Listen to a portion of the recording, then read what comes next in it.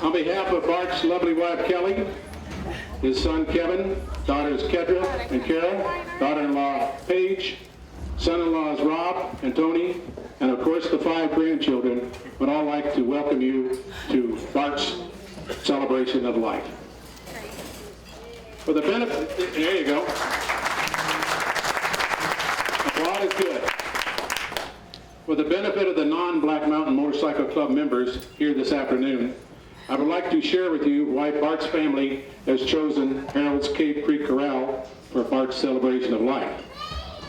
When you arrived today, I'm sure that you might have thought, why is Bart having his celebration at the Western Bar in Cave Creek? Well, let me try to explain.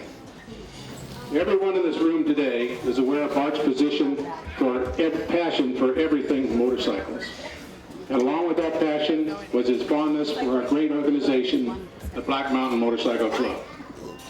Bart was one of the 3 founders of our club. It all started back in 1995 when Bart and some others would meet up here at Harold's on Thursday morning and go for a ride, returning to Harold's around lunchtime to enjoy one of their great burgers. No surprise there, we all know how Bart loved to eat.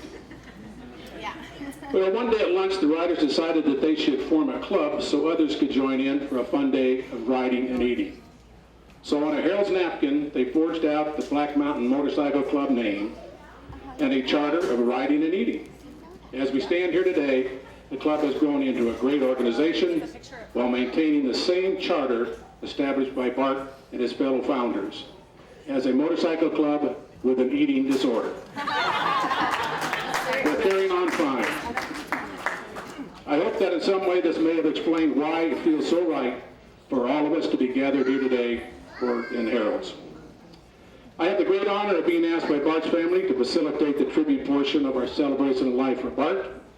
And we'd like to begin today's celebration with a message from Bart and Kelly's son, Kevin Iden.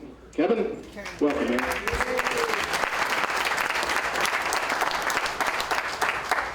Thank you. I've got these here because I may need them.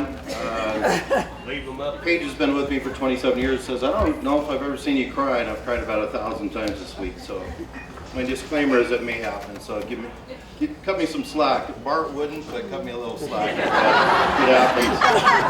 But I want to thank everybody for coming. I really do. Some of you came very long distances on very short notice, and Bart would be glad to see you here, but he also wouldn't want you to jump through any unreasonable hoops to be here. So he knows everybody's busy, and I do believe he's looking down going, cool, this is pretty cool. So thank you for coming. And then also thank you for being great friends. Everybody in this room is somebody he loved. So, thanks for being a part of his life. And he loved people. I mean, there's just no other way to put it. He loved everybody.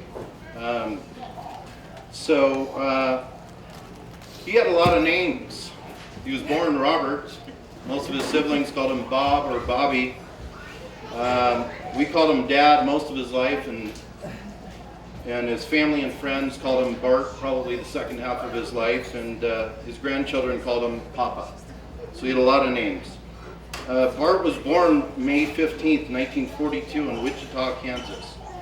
And he had 3 siblings. His older brother Les, who's here, one of his sisters Shirley, who's here, and Kathleen, who's up there probably talking to Bart right now, so as well as his parents. And I do also want to mention, I really do believe he's up there. He's lost a lot of good friends and family over the years, and so comfortable and happy for him knowing that we'll see him again someday, but he's with a lot of people he hasn't seen for a long time, so that's cool. After he was born in Wichita, his family moved to Albuquerque, New Mexico, where according to his brother, they had a lot of good times growing up, so that was cool. Then their family moved to Lubbock, Texas. So if anybody knows Bart, they know he is still from Texas, no doubt. He moved to other places, but he's still got Texas in him. Then he joined the Marines after he graduated from high school. So he's always proud to be a Marine. He told me on many occasions he went from a punk from Lubbock to a man during that short period of time he was in the Marines. At some point in time, he moved to Phoenix and met my mom. And somewhere along the way, he talked Mom into marrying him. And they moved to Southern California, where they had 3 kids, myself and my 2 sisters, Carrie and Kedra. So in the mid-70s, he took a job offer up in Seattle. So we moved to Seattle, and that's pretty much where our family lived, grew up, where a couple of us still live until he retired. And then he came back to Phoenix. I said, why you moved to Phoenix? You got a lot of friends and family in Seattle. He said, when you retire, son, every day is a Saturday, and I want it to be sunny. I said, I understand. I get it. You know, it rains a lot in Seattle, so that was it.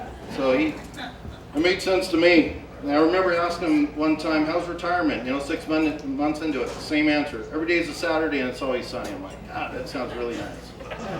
So he had many passions throughout life. And when younger, we were diehard snow skiers. We were always into motorcycles. That was always a part of it. But, you know, he was into motorcycling and skiing and boating. And, I mean, just was into stuff. And I didn't realize until a couple of years ago that it really, all those things were kind of excuses to be around people. He loved people. So he wouldn't have done any of those things alone. And they were just cool, fun things for him as a bonus to do, to be around the people that he liked. So everybody should know that. Really use those bikes as an excuse to be around you. He was a character, there's no doubt. I like to say he was a handful, and so much so that there was enough there for all of us. So that's pretty cool. He had a lot of attributes, and I wasn't sure exactly what to say tonight, and I don't want to take too much time because I know a lot of people want to say some things, but there's a few things here that, just some words that come to mind that I think some of us can relate to. So, first one is loving. He loved his friends, he loved his family, he loved his neighbors. I remember when he was working, he loved his coworkers, he loved his customers. It's just like, wow, I don't love that many people. You know? But I learned over time, it's like, that's what it's about. That's what it's about. So he really taught me a lot on that. He loved his country.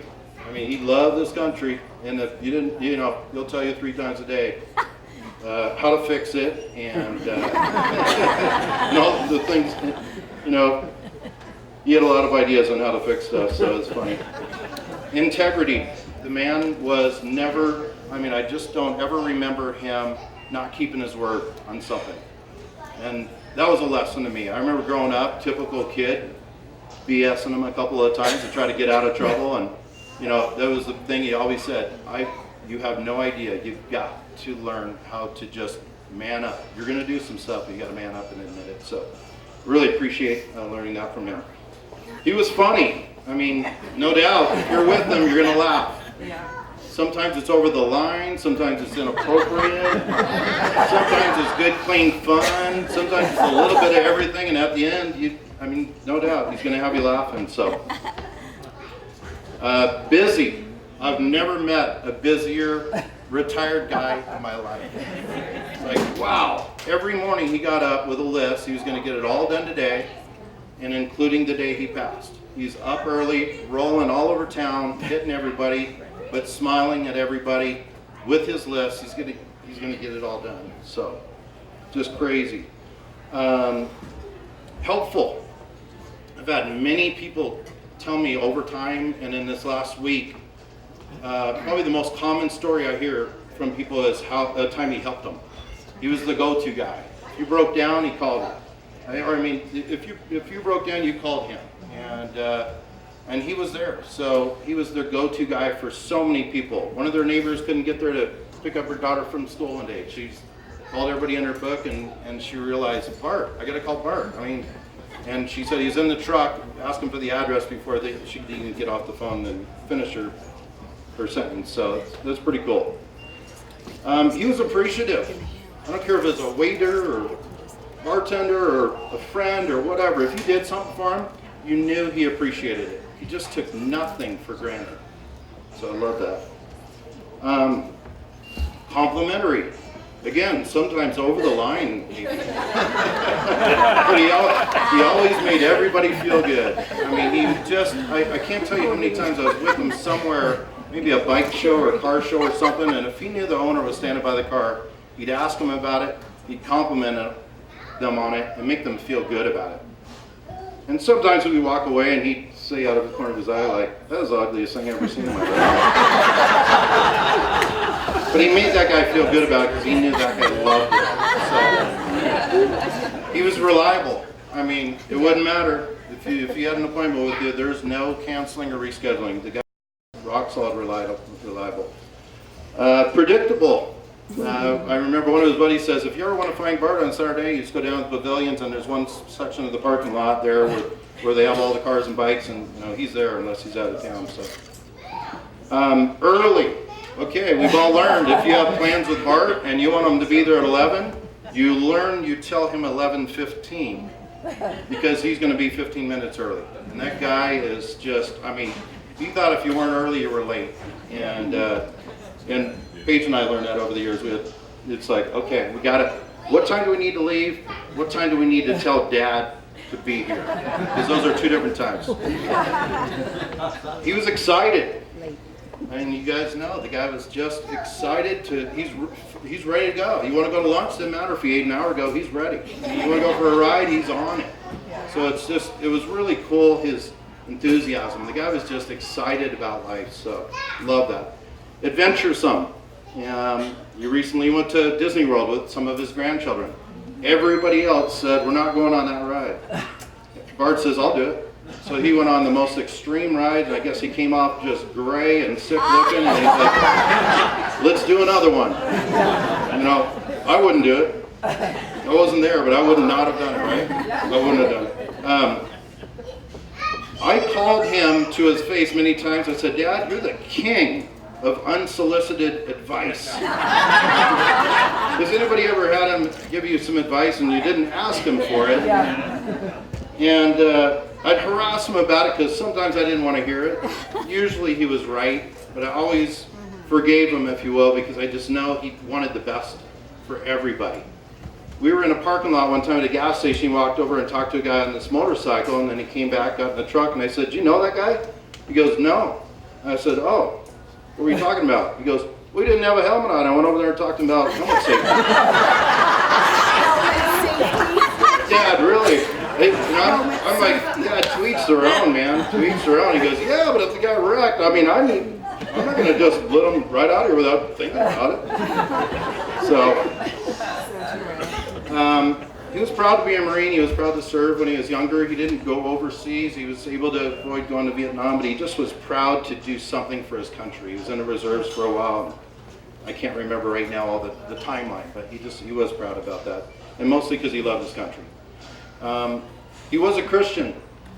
He was going to church every Sunday for quite a while now. Most people didn't know that, including me, until recently. And when we grew up, he always took us to church every Sunday to build that foundation. And then, much like myself, you get busy doing other things, and so I'm glad to know that he really probably reserved himself a pretty good spot out there. The last one I want to share, because I could go on, and I'm not going to do that to you guys, so I appreciate your patience, is he was fast.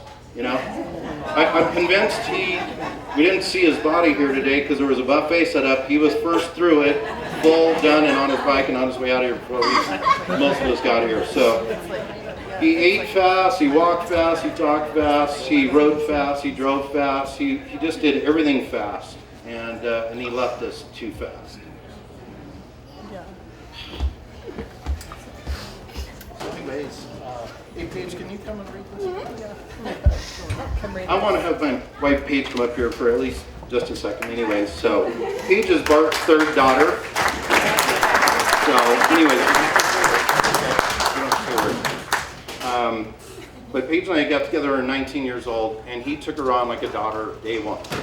And so it was just great to see how much he loved her, and he loved her so much that, man, he loved her family and her sisters, and her mom is here, her dad is out here somewhere, and I just want to thank all of them for coming as well, because Bart meant a lot to both of us. So we handed out some things. Thank you for the people that ran around today to help us. Thank you to Ron and Vicki for helping us put this whole thing together. Thanks to Harold and Danny for putting together a great package, and Margaret and everybody that works here to make this thing special for me. I know he's happy to be here.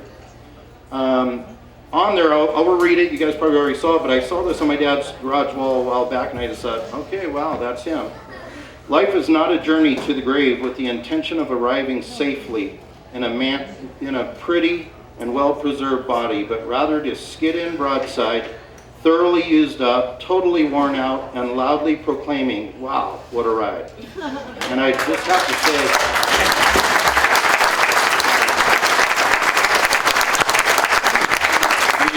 you guys, everybody here knew him. That was him. So, and that was his life, and I want to thank him. He was a great dad. I believe he's listening. I just got to thank him.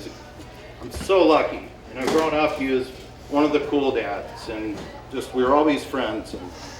And he just, even though we lived in a different state, we talked. We always kept in communication. I'm just so thankful that I don't have any regrets that I would have if I didn't have that relationship with him. So I really appreciate that. So hug your families, everybody.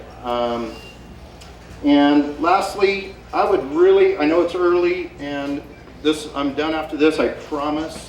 So thank you for your patience, but I would love to give Bart a standing ovation for being a great guy and showing us how to live a great life and have fun.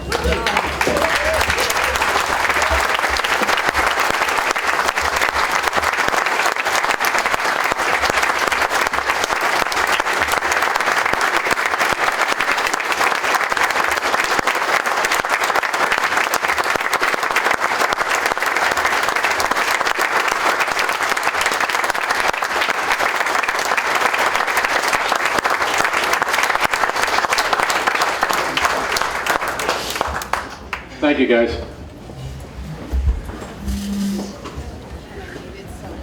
Thank you, Paige. That was wonderful. I guess you guys can see that the acorn does not fall far from the tree. Absolutely. Come on, let's get up. Okay. Okay, I'll sit. You guys can sit down. Next, we'd like to ask Bart and Kelly's daughters, Kedra and Carrie, to please come up front and give us some thoughts about their dad. Ladies.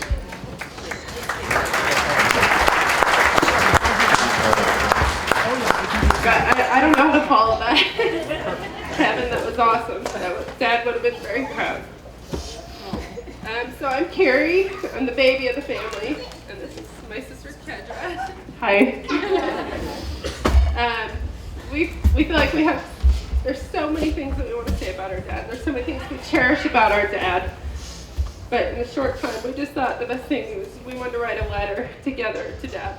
So, can I start? Dad, we're so thankful for the many years we had you here on earth. We're so blessed that God chose you to be our dad. You worked hard. You worked so hard to make sure we never lacked anything.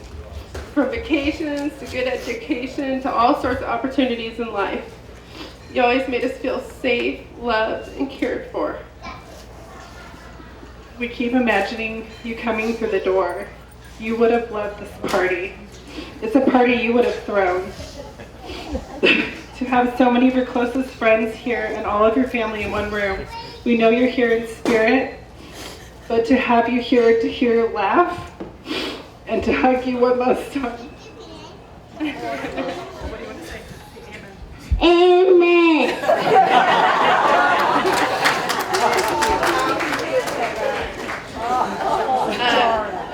Dad, we just think you would have been floored to know the extent that you were loved by so many people. The support and love that Mom and us have felt since we got here has just been incredible. And we're not surprised because the generosity you always showed towards so many people. Many people knew they could always count on you, whether it was for a good time, a good ride, a good laugh, or a good hug. You always said you were our #1 fan. A couple of memories we have growing up is calling you at the office and asking you if you're busy. You would always say, I'm never too busy to talk to you. and you would take as much time as we needed. However, we knew you were extremely busy, but you always had your priorities straight. Family was always first. Another memory was, although you traveled a lot, when we were kids, you made every effort to come to each of our sporting events. We remember so many times saying, wild horses can keep me away from your swim meet or your basketball game, and he would make every effort to get on a plane and come home.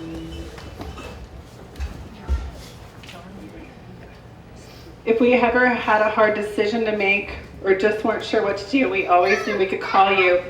I mean, you would have sound advice for us, and it felt good to know you're always behind us 100% and wanted to do what was best for us. No, this is not good.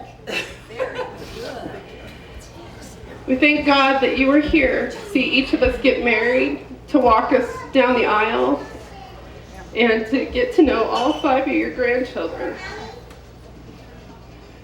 Don't worry, Dad. We'll never forget you. We will continue to tell your children stories about their papa, our children's stories about our papa, his adventures, and all the fun times we had with you. And most importantly, how much you love each and every one of us. Don't worry about Mom. She's loved and she will always be cared for. Thank you, everybody. Thank you for always putting your family first. We love you, Dad.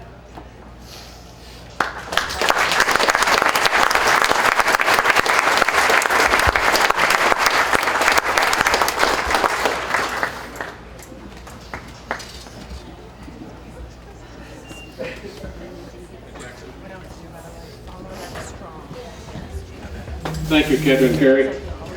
And now we're all in for a very special treat.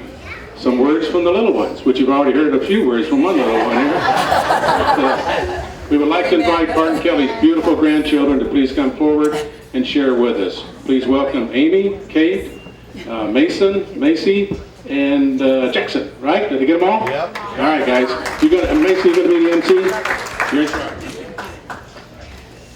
Hi everyone, we are Bart's grandchildren, and my name is Mason, and this is Kate, Amy, Maisie, and J-Mo's around here somewhere. And we would like to say a verse from the Bible. This is John 14, 1 through 4. Jesus said, "Let not your hearts be troubled. Believe in God. Believe in me also. In my Father's house are many rooms. If it were not so, I would have told you that to go prepare a house for you.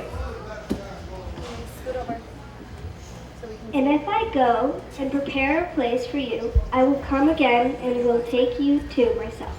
And where I am, you may be also. And you know the way to where I am going."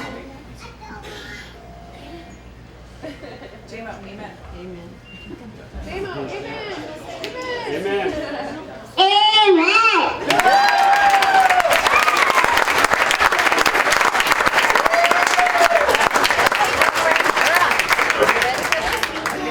That was great. What really tells you, the young ones, that they're reading all that stuff off their iPhones. So it's not on this speaking stuff. What better person to ask to come up now than the grandmother of the great 5 grandchildren? Please welcome Kelly Iden.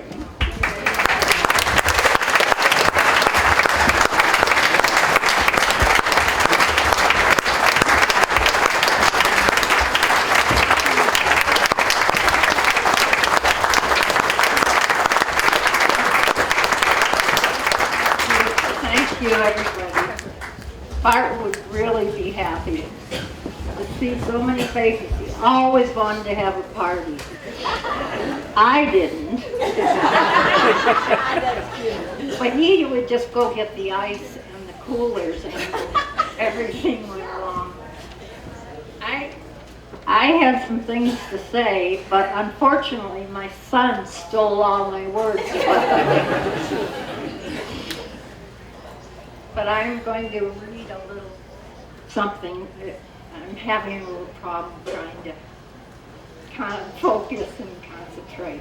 Look at all these loving people that came to honor Bart. Bob, Rob, Speedo, Dad. I think he was in the witness protection program with all the different names he was known by. Whatever you called him, they all loved him. He didn't miss a meal. In fact, everyone stepped aside so he could be the first in line at our breakfast meeting. Bart was a man of integrity and generosity. He was a kind man who loved people, riding, and visiting with friends. We almost made it to our 50th wedding anniversary. I think he was trying to avoid it so he wouldn't have to plan it. He was a blessing in all of our lives. And thank you always for being there. And thank you for providing a wonderful life for me and your kids.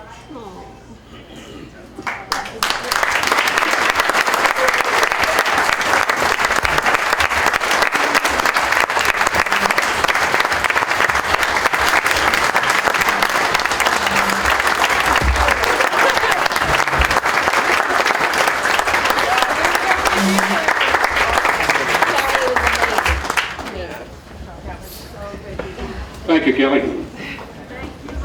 You're welcome. Okay, our next presenter came into Bart's life over the past few years. They bonded quickly and developed a strong friendship. He has a tough position on the agenda following the grandkids and Kelly, but I know he can handle it. Please welcome Mike Trogan. Mike.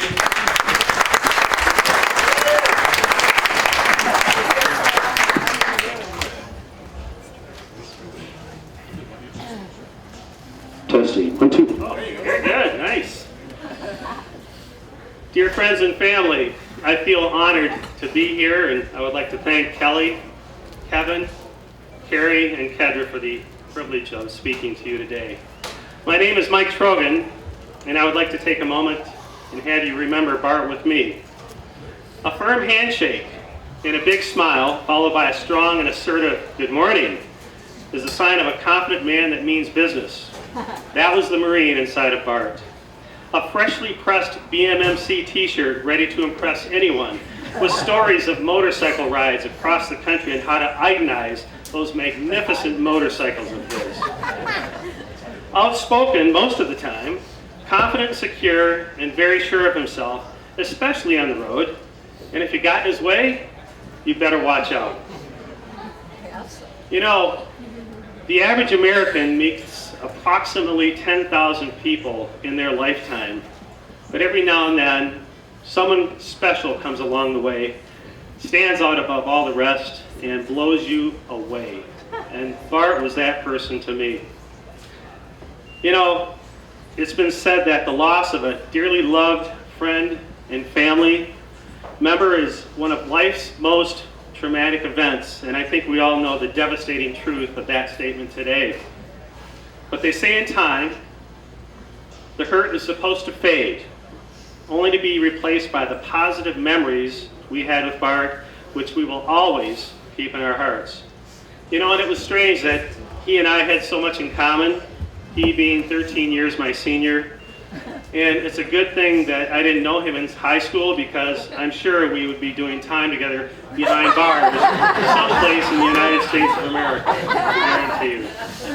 As a young man, Bart went to a community college and tech school where he took sales training and correspondence courses to help him in the printing business.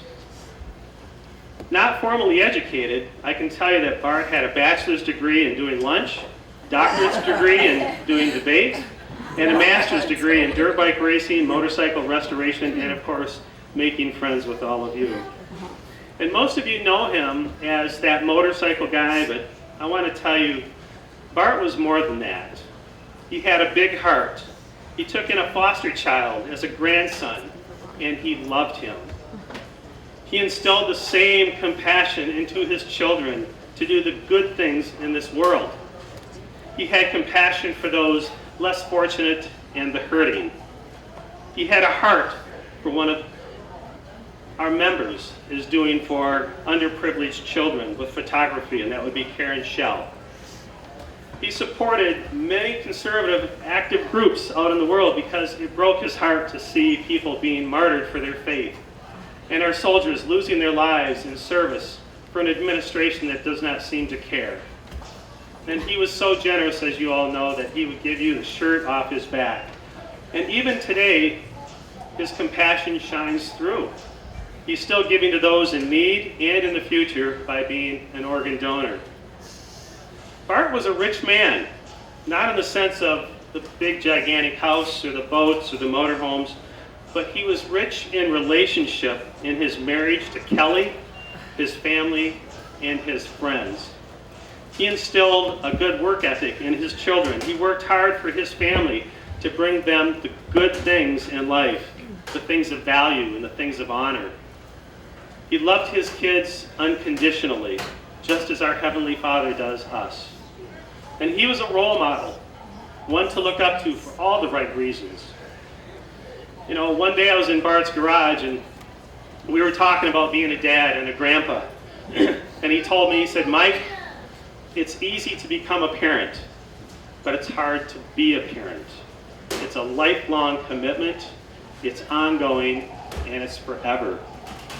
His life had many difficulties along the way, but he found a way to be the best spouse, the best parent, and the best friend when he needed to be. And always ready to give advice, he would say, a firm handshake and a good golf game will carry you far in life. And even though he hated the game, he was so right. Bart was my go-to person to find out what his opinion was about what was going on in the world, but also to find out about the last big BMMC ride.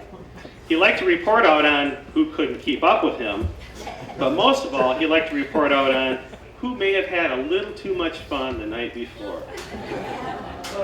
He taught many of us who are aging to have a good time, didn't he, folks? He really did.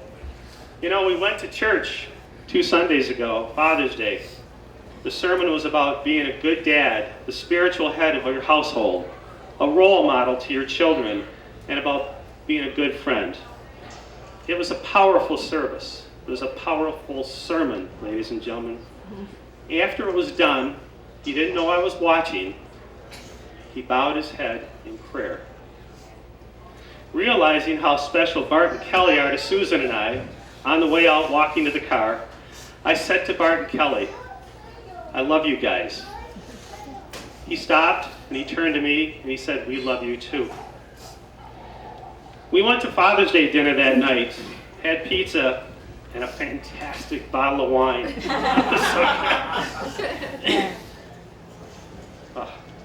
Little did I know that when he dropped me off after Father's Day dinner,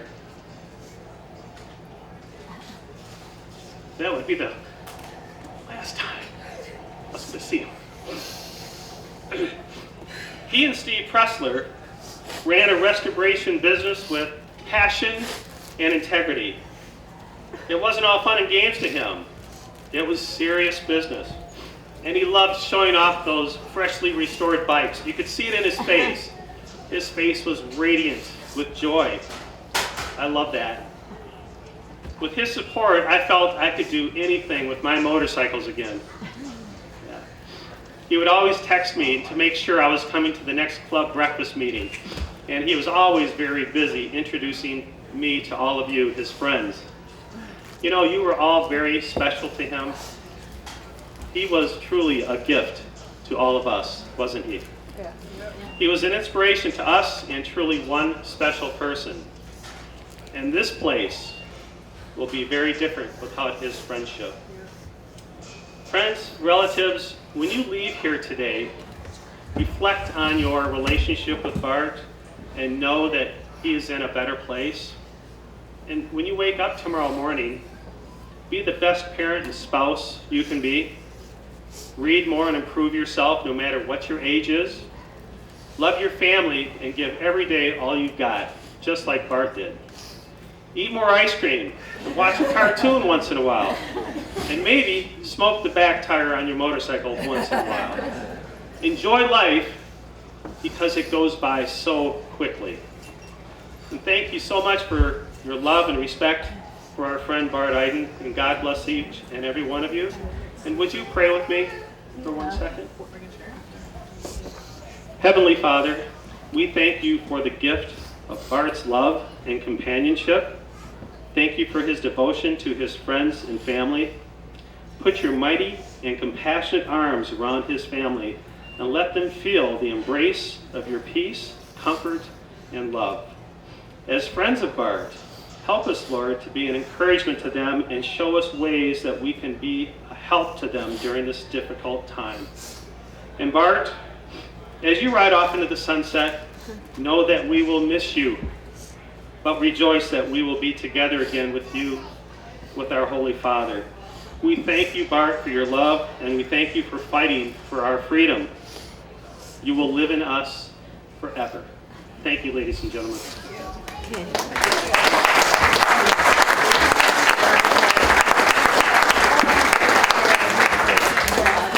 Thank you, Mike. That was very moving. Thank you very much.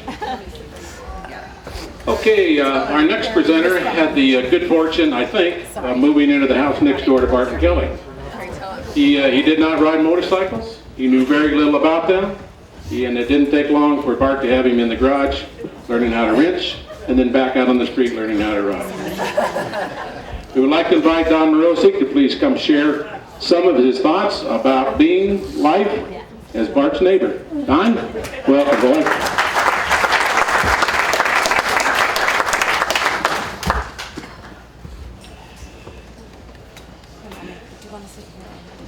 You know, when we moved to Arizona in 2007 and we're looking for a place to live, we had only heard by word of mouth reputation from our realtors that this is the friendliest, best community that you can live in Arizona.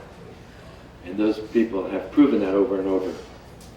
So we moved in and we were there a day or two, and the doorbell rang, and it was Bart and Kelly. They had a big tin of Swedish shortbread cookies, which I think it took me about 2 days to finish. They introduced themselves as your new neighbors. What kind of motorcycle do you ride? You know, up until that very moment, I didn't know I had to ride a motorcycle to live in that neighborhood. But I found out that that was a requirement. So Bart convinced me that I should come over and look at his collection. And then I should think about writing. And when you look at it, you don't have to, no, you don't feel any pressure, but look at this one right here. I'll let you write this one when you get your license. And I said, well, what's involved in getting a license? And he said, well, first, here's my helmet, here's my jacket, here's some motorcycle boots, go sign up for the class. And I did. The things that Kevin said, the list, and he already took my words away, but when somebody says, what was Bart like, the first thing that jumps in my mind, loyal. I have never had any friend, never known anybody as loyal as Bart. And whenever I found myself in a jam, I would ask Bart, what do you think? Well, you screwed up. You're not right, but I'll stand behind you. And he did it over and over. Other things, he was really genuine, caring, honest, impatient. One day we were riding after I got my license, and whenever we went on a ride, it was always a learning experience. And he would follow me for a little ways, and he'd say, watch how I do it, watch how I do this. And he said, okay, now follow me. And that was the last I'd see him.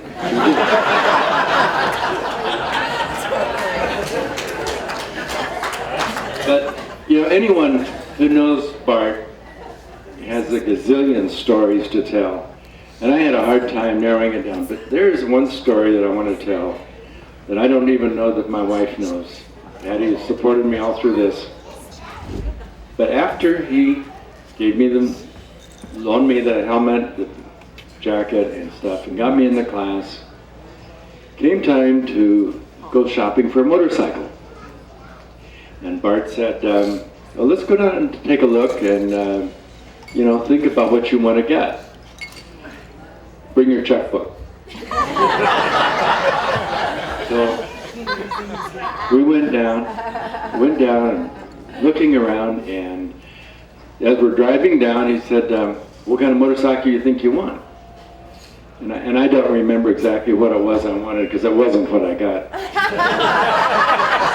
I think it was either a Harley, which resulted in silence, or it was a Kawasaki Vulcan. I think that was what it was. So we went down to, I think it was Ride Now, and we went in there, and I went straight over to the Kawasaki's, and looking at these, and he said, hey Don, come look at this one.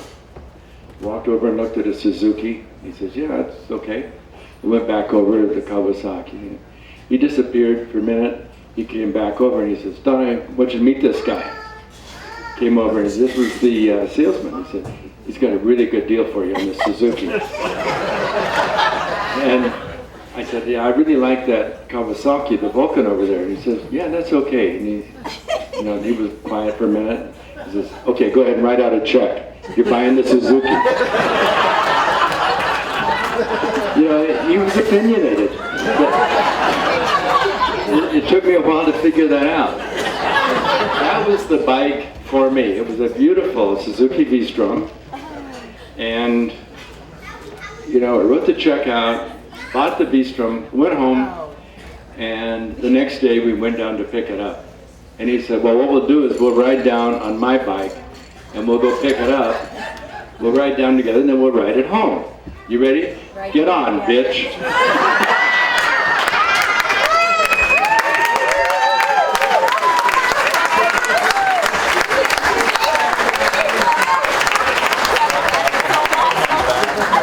Thank you, Don. I'm sure that was all true, too. No doubt. Okay, next on the agenda today is Mike Iden. Mike, would you please come up front and share your thoughts with us? Mike, here he comes.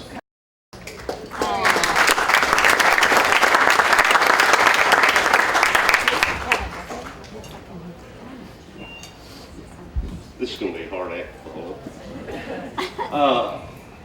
Many things said, a lot of love, and I'll tell you, there's a lot of love in this room for Bart. And I had several things written down, and I've kind of tossed them out and just going to kind of do it from the hip here.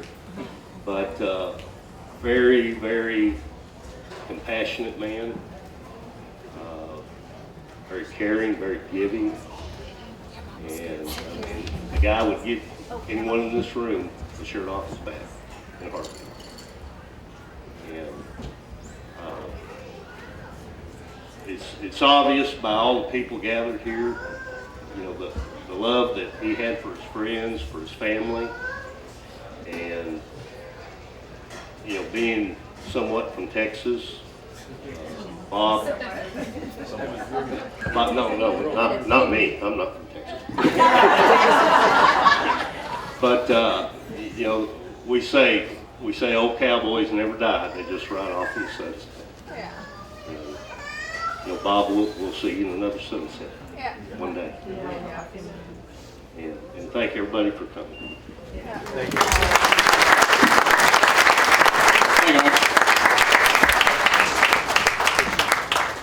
We have another Iden in the wings, and I'd like to ask Russ Iden to please come to the podium and share with us. Russ?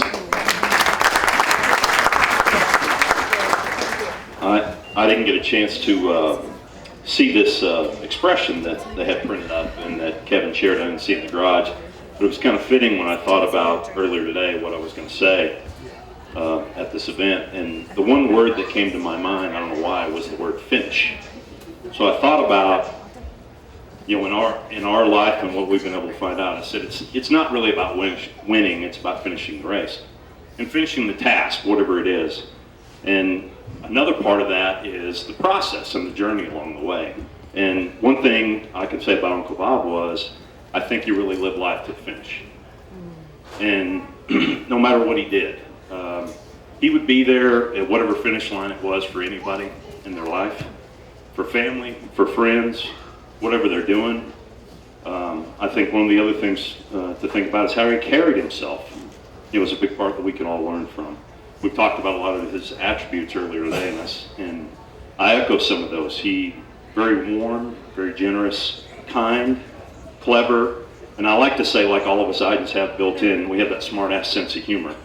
So it is in the gene pool, so it's pretty cool when you get a piece of it. It works pretty well sometimes. So, you know, even though we have a lot of years and a lot of distance between some of us, because my folks are divorced, we're all over the country. The brothers are coast to coast, but the one thing, I came out here from time to time for meetings and stuff, and one thing, Bob always treated me like one of his own, and I always appreciated that.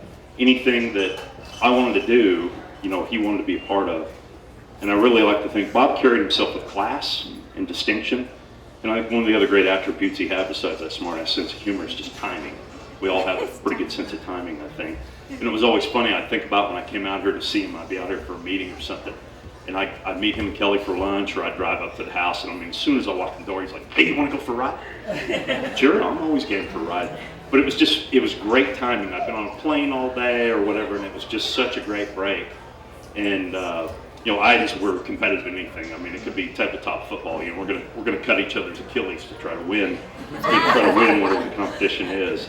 But he would always offer that, and he would always make sure to go out of his way to make sure I had time to see everybody else here. And it's hard when we're that far apart. You know, the distance can get between us with the years, but I think he'd always go out of his way to make sure we'd see Grandmother Iden, his mother, you know, and see Aunt Cheryl, see Heavenly, try to see everybody when we're out here. Cram it in, particularly on a business trip, could be kind of hard. But like all of us Idens, I think one of the things, when I think about the word finish, is he took pride in the accomplishment of doing a job really well. I don't care what the job was, if it was doing dishes or it was, you know, building a skyscraper. I like to think from my father's standpoint, my uncle, my less senior, their dad, you know, we tried to take pride in anything we did. It was always about taking a sense of ownership of something, and that accomplished. So I think that's where I kept coming back to that word finish. So looking around this room, I think Uncle Bob, we can tell him right now, he's done this job really well. He's finished really well, and he's finished strong. And I think all of us are better people for having him in our lives. And I'm really honored that the family asked me to speak. And I love the fact that if we can make something good out of, we don't get to see each other very often, it's great that we can all get together again and spend this time together, especially honoring Uncle Bob. So, thank you, everybody.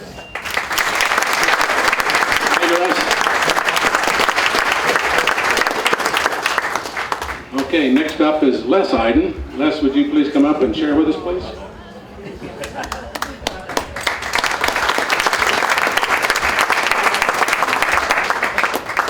Lose your notes. Thank you. Good afternoon. I'm Bart's oldest brother. And some of the earliest remembrances I have of is take your brother with you. What an annoying little jerk he was. And when Kevin was running that menu list of attributes, I'm thinking stubborn, you know, hard-headed, because we're exactly alike in that respect. So based on the take your little brother remark, I'll take you back to the early 1950s when we were living in Albuquerque, New Mexico. Before TV, before everything, before fun. So when my father wasn't using us for cheap labor to farm his quarter acre, we occasionally would get away and do something with fun kid stuff. And Bob and I would go down and we'd find crawdads in still pools along the irrigation ditches. And before I ever saw it on TV, I figured out that if you took a can and put it behind them, when you startled them, they'd jump in the can. So we bring a can home at night of these crawdads, long before they're on the Food Network, and people said they taste good. And our mother would promptly throw them away.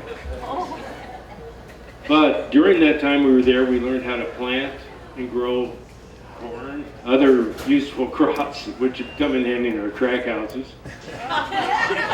And we also, we got our wanderlust, I think, from our dad. One of the positive things he did, road trips with Dad. He had, after the war, it was hard to buy a car, so he had a 48 Oldsmobile, this big 4-door tank. And he'd take us all over the Painted Desert. And we were in Mesa Verde, and if there was a cliff dwelling or a ladder to climb, we were expected to go out there and smile while we were doing it. Meantime, we were trading comics with other kids our age, because that's about the only entertainment that was around.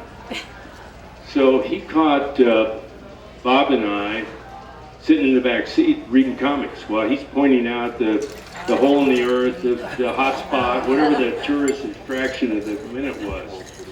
And he had this famous backhand where he'd just take his arm in long reach, he'd whack us both in the knees. And we learned to kind of duck and yell at the same time so that we didn't get a second shot.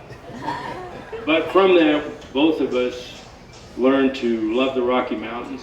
Our father took us to Durango, the narrow gauge railroad, things that are still there. So Bob and I really developed a love for the mountains and, of course, riding in the mountains. Our special Sunday treat was watching Hopalong Cassidy on the neighbor's TV. It's like a 6-inch deal. We had like little stick horses going across there. And we're bumping heads trying to watch this. Black and white TV. The second session of our life was, Bob and I used to call it, printing has been very, very good for us. Both of us didn't finish college, started out in the trades, honest work, running printing equipment, and we used to see salesmen come in, and they were wearing a nice suit, they looked really comfortable, and we'd have a press maybe, or a problem with maybe their ink, and the salesman would say, oh, it's okay, it's the press operator's fault, and he'd go to lunch. So Bob and I figured out that was probably a good job to have. So we got into sales and then into sales management, and give you a quick history of Bart and motorcycles. He wasn't the least bit mechanically inclined, didn't know one end of a screwdriver from a wrench until he started go-kart racing. He was quite successful racing go-karts. In fact, I heard a story earlier where they went to the local track here not all that long ago, and there was a couple of NASCAR guys there, and I knew what the outcome of that was going to be. Throw the flag. Yeah, it's on. So, yeah, he was quite an accomplished go-kart racer. He lived with us in California around 1960, I think it was, and he had his go-kart in my garage. We had this big German Shepherd dog, and he set his wrist distance, which he really fancied, out, and the dog bit him and knurled him. I thought he was going to lose his mind over that. It wasn't just the money, it's just like, your dog ate my motor. But I'm extremely proud of him for a lot of reasons, but most of all, to rise to a noted restoration specialist with that kind of background is pretty phenomenal. And I was a motorcycle rider myself for 45 years, and Bob and I enjoyed off-road racing. We're extremely competitive. Both of us like to ride in front, like to be the leader of the pack, and sometimes there's some consequences from that. During the 70s and 80s, we were busy building careers and raising families. During the 90s, Bob and I rode three Flags Classics together. I think he rode maybe 11? 13? Yeah, I rode 7. And we always enjoyed that trip. We enjoyed, especially the early years. I'm not sure if he was riding with me then. We used to leave Tijuana at 10 o'clock at night. Right across the border with 300 strangers, banging saddlebags, trying to get to the border first. That was a different deal than what they do now, where they start in the daylight. It's more, and they start in the U.S. because Mexico got a little rough to start down there. So we had great funds on those long rides. It gave us a lot of time to compete. As soon as the road said dangerous curves ahead, and it went like this, and it said 20 miles an hour, the race was on. We're dragging every parts on both sides. Why does Bob hate Harleys? That was his first love. Would you like to know that? I know the story. I used to take a 2-week trip to Colorado, and I used to just lace the Continental Divide, do all the big passes. Insane riding, 500-600 miles a day, because you had to go back to work. So Bob, I invited him many times, and he finally decided, he said, sign me up, I'm going this year. And he bought a new, Kevin helped me out, but I think it was FXRS, a twin rear shock, dual disc brakes, the closest thing Harley had to a sport bike then, but still kind of a big old truck. So we always met in Sedona for when we did the Colorado ride. And I'm sitting in the Excuse Me, he shows up and he's so proud of his bike, and I hadn't seen it. But I already gave him some things he needed to do before he came on the ride. Guess what one was? Corbin seed. Did that little banana thing. And I also said brand new tires, because it's a 5,500 mile ride. And he takes me out to show it to me, and he had some engine builder in Scottsdale make an 88-inch stroker out of it, with Edelbrock 4-valve heads, all this cutting edge stuff. And I look at the bottom of the barrels, and they're both weeping and leaking gas. And I said, did the engine builder tell you it's going to be okay to run this thing hard? Oh yeah, he told me 100 miles it broke in. And he rode farther than that to Sedona. So the next day we rode up to Flagstaff for breakfast, and our destination was Durango through Cortez and Baby Rocks and Cayenne and all that Indian country out there. So Bob was so insulted that I questioned him. Oh, also I forgot, I jumped all over him for bringing used tires. Back there was already flat worn. And so he insisted on leading just to show me that Harleys, you can run them hard and put them away wet. Well, we did put it away really wet south of Cortez when the bike came apart and it held both pistons. And I was on I was riding BMW Twins then, feeling damn superior. Oh, I told him something else. You gotta have a toolkit, because Harleys don't have no stinking toolkit. The bike that needs it the most has no toolkit. And my BMW Twin, of course, came with this chrome vanadium steel German toolkit. And I said, I think Cruise Tools makes one, like a tool roll. I said, you need to get one of those. So we stopped for something cold just south of Cortez. And when we came out and he fired it up, it went on one lung right away. So it cold seized the guide, and then he took off on one cylinder. You know Bob. So he's still leaving. So he's got a pin on one cylinder, and it holds a piston before Cortez. So we're standing on the side of the road, and this was in the early 90s. And I think the cell phones were the bricks then, with questionable coverage. But he managed to get his engine builder in Scottsdale. And he's ringing the guy with the phone, like, I know where you live, and it blew up, and I'm embarrassed, and I'll kill you. And so when he got off the phone, I couldn't help myself. I said, do you find that's a good negotiating technique? So he rented a truck in Cortez, and he took it back to the engine builder, and they rejoined the ride later in the ride. That's Bart's determination. Like, he's going to be there to the very end.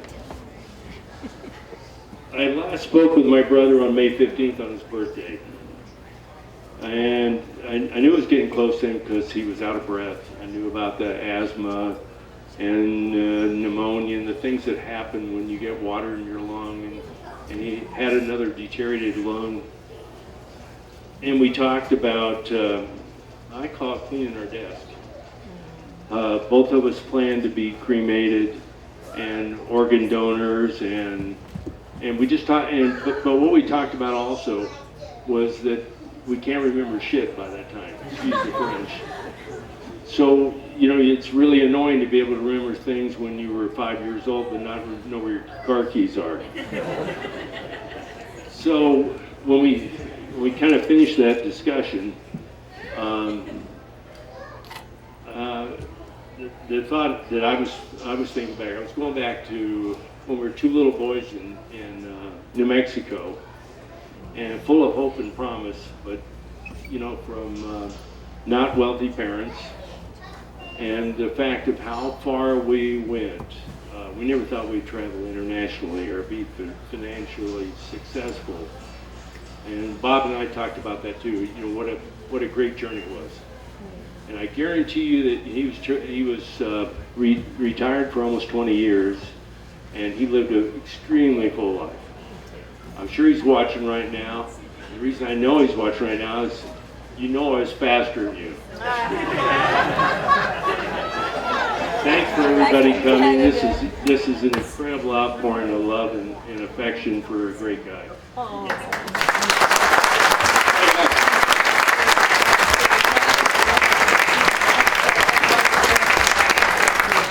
We're adjusting here.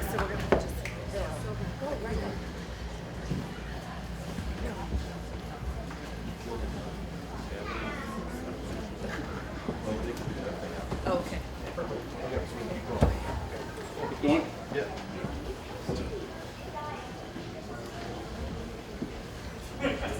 Okay. All right, we're just adjusting some outside stuff. Okay, before we move forward, I'd like to take a few minutes and share a little of my 17-year friendship with Bart. I broke my thoughts down into 3 categories. Radar detector, you can't expect him to run forever, and I love you, buddy. Radar detector. Bart was a king of radar detectors, car, truck, or motorcycle. He was wired up. My favorite radar detector story occurred on one of our Three Flags Classic rides.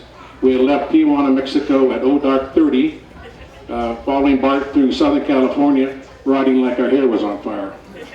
That was a normal speed for Bart. We had stopped in Barstow, California for breakfast, and when we came back to our bikes, 2 California Highway Patrol officers were checking out our bikes. One of them was looking at Bart's radar detector and told him that detector is a waste of time because the new high-tech radar guns that we have cannot be detected. Bart climbed on his bike, turned on the detector, looked at the officer and said, "Sir, well, you have your job and we have ours. Game on." We were looking over our shoulders all the rest of the day till we got out of California.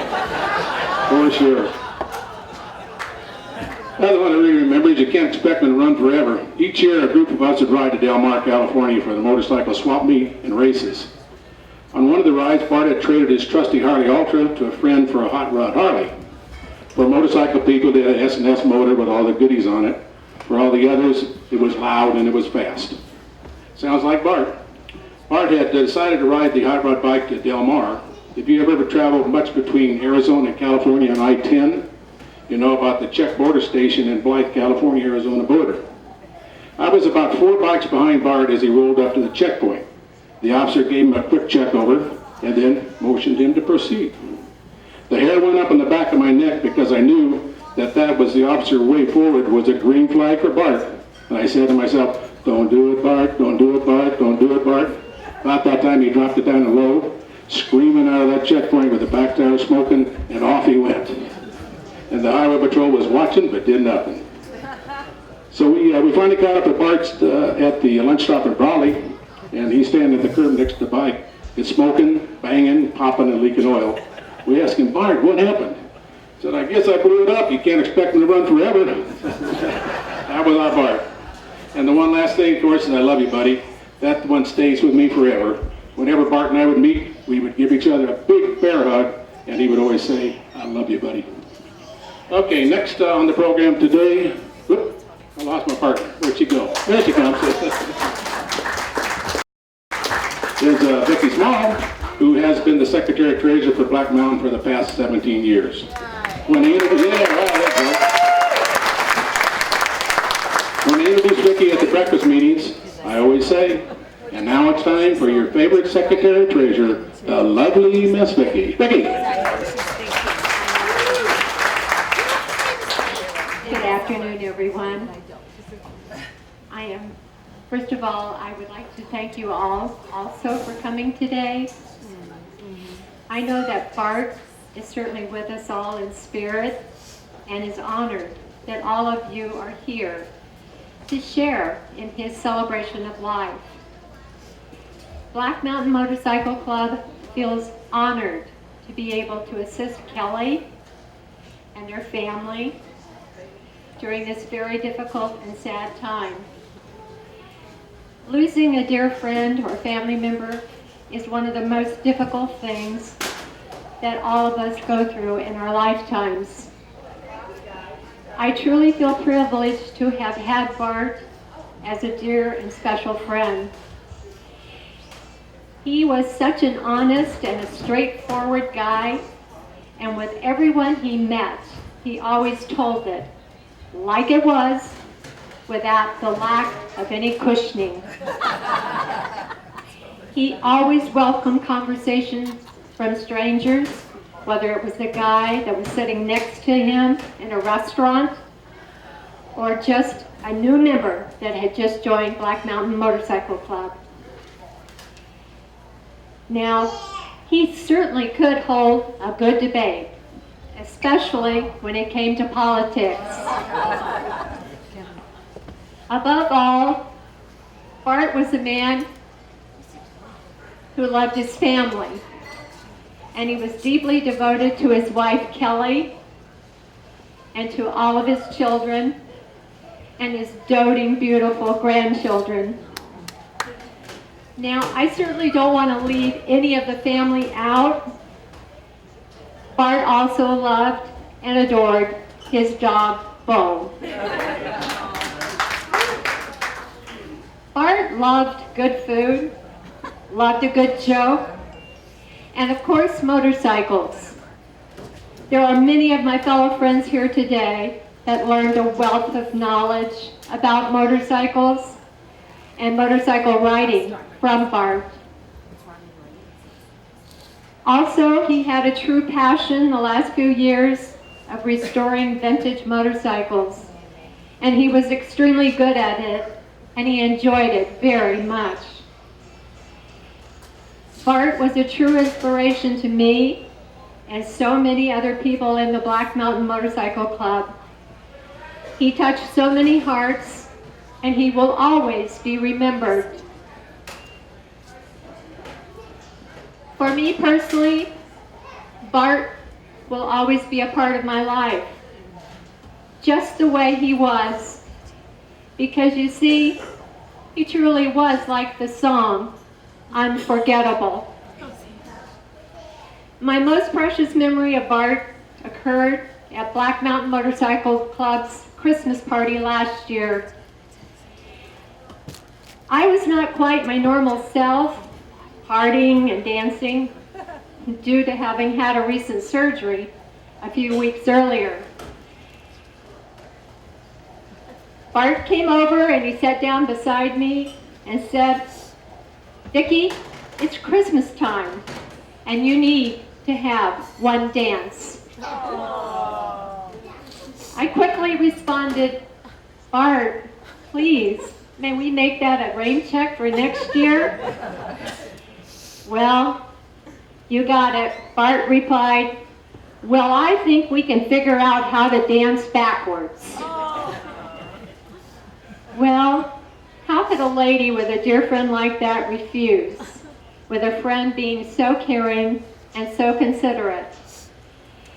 As you might expect, I'm extremely grateful for the memory of that last dance with my special friend. Thank you so much. Thank you, baby. Okay, Mr. Chris, we'd like to ask Chris Christian to come up front and say a few words for us. Would you please, Chris? Thank you.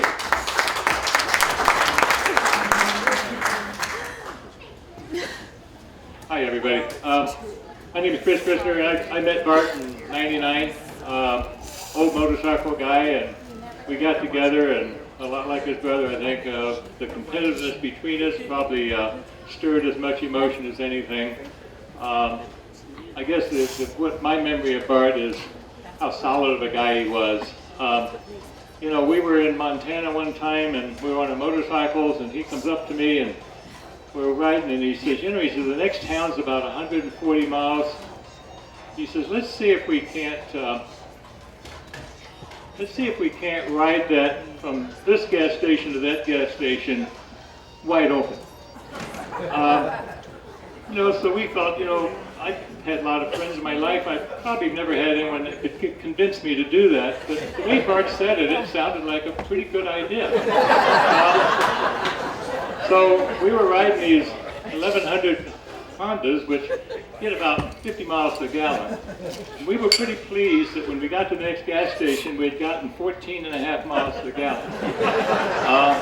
But luckily, those bikes didn't go all that fast. But I rode a lot of time with Bart on Three Flags. Just a couple little ideas. One time we're in a state park, I forget which one it was, and the traffic is terrible, and Bart always had this unbelievable clock running in the back of his head. He wanted to be there. We need to get to the hotel. We need to buy beer. We need to get in the jacuzzi. You know, important stuff.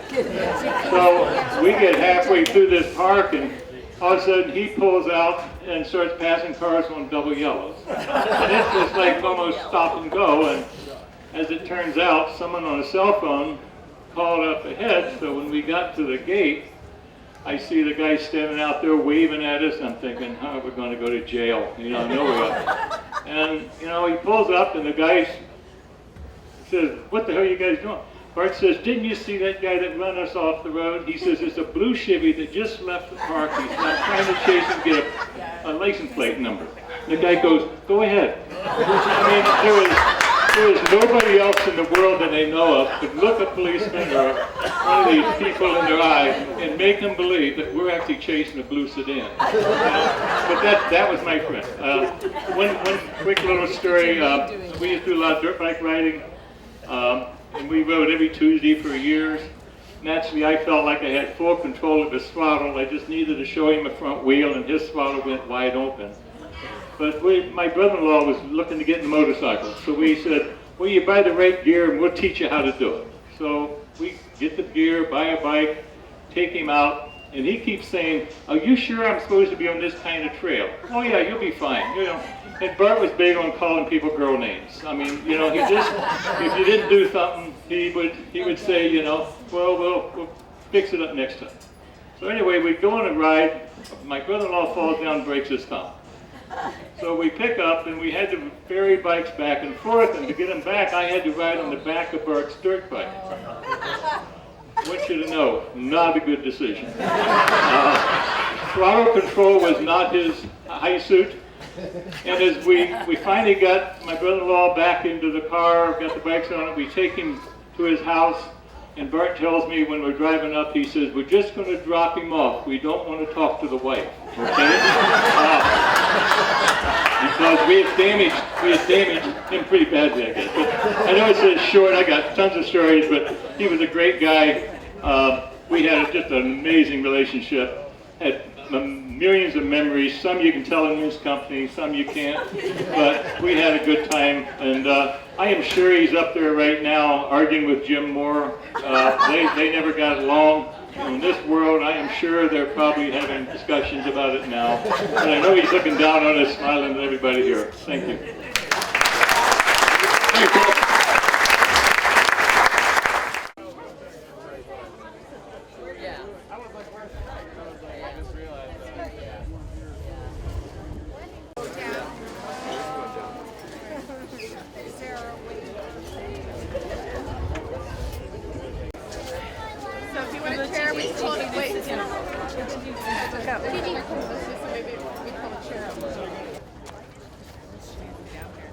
So mom has to sit there in that middle chair.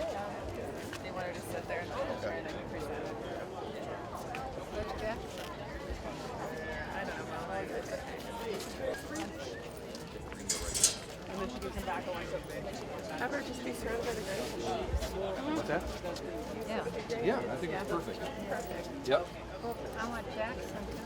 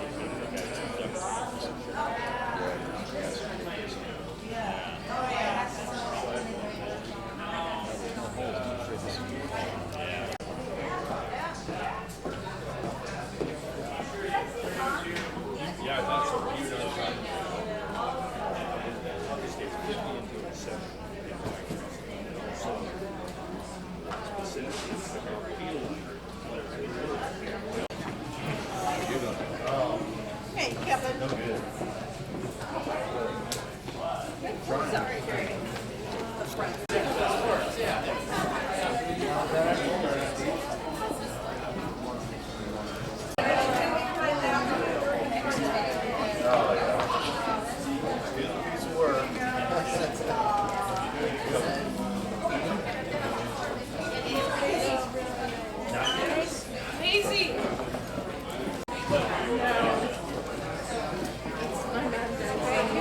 Had surgery and all this stuff.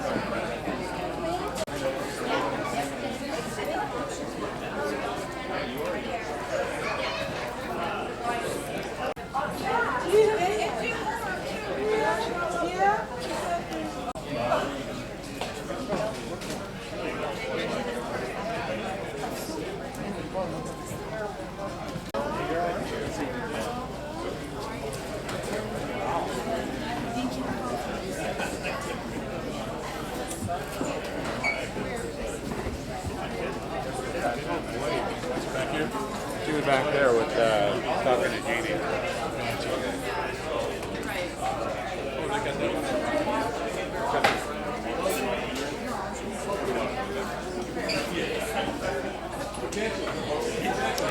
I was just going to get one.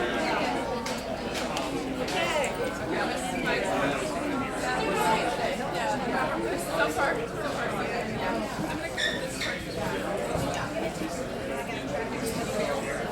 go this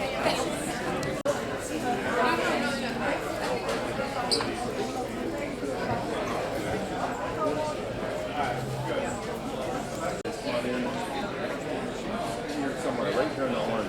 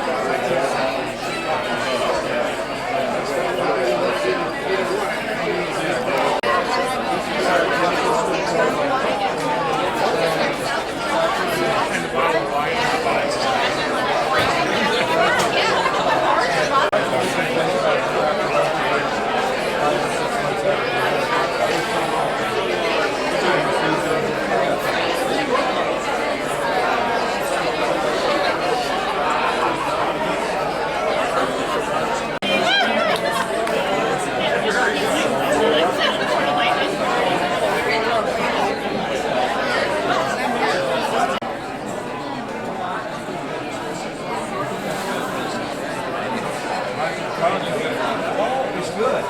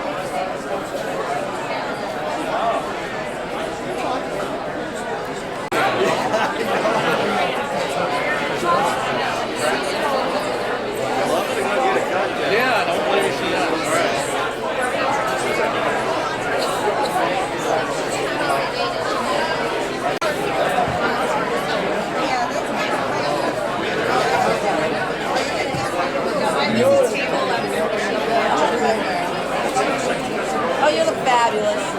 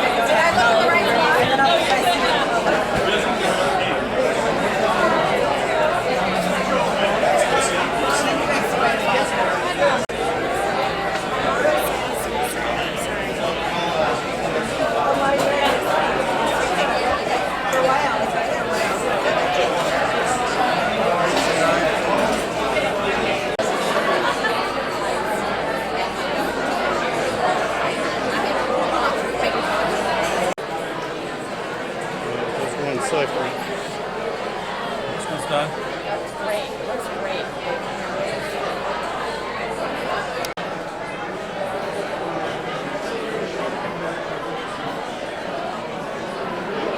Okay, I'm good. Good. Are these already?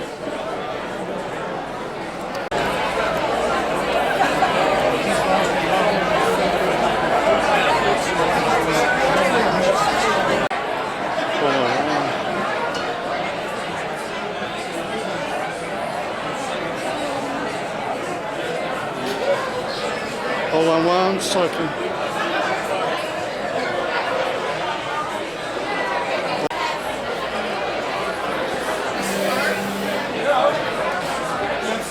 That's a seafood diet. What do you see you eat?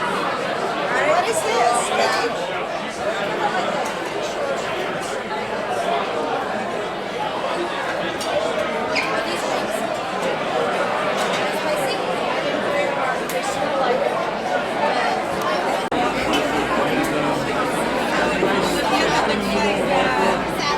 They just went in